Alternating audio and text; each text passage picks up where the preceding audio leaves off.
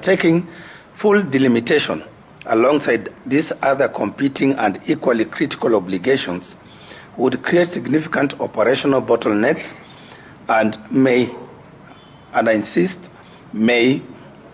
compromise the overall electoral preparedness for the 2027 general election. While therefore aware of such constraints, the Commission has made a decision to undertake limited and phased activities towards electoral boundary reviews without compromising the quality and the level of preparedness for the upcoming general election, which is fast approaching.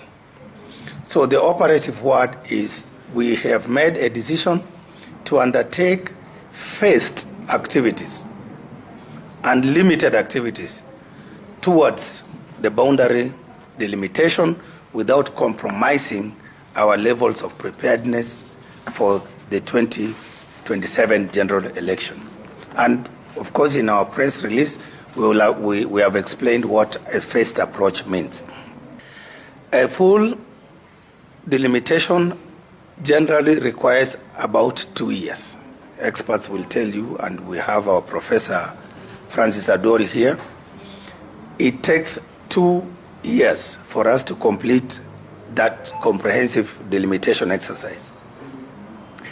And of course, we are aware of the limitations placed by the Constitution as well, under Article 89(4), that requires that a boundary review that is intended to be applied in the general election, for example, the 2027 general election, must be completed at least 12 months before that election.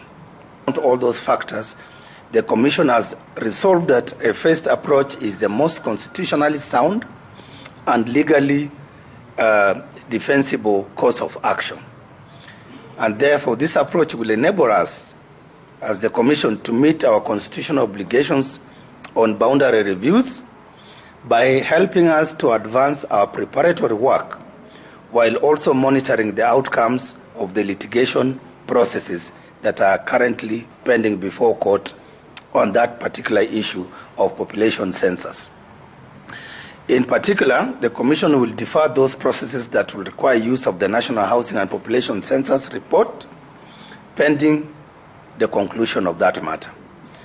While that remains the case, IBC will progressively and continuously implement other activities that are not affected by any litigation.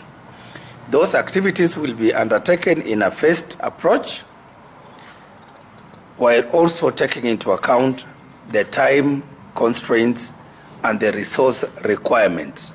Because we have a general election that will also require massive resources, and the boundaries delimitation process is also a complex process that will also require financial resources to undertake.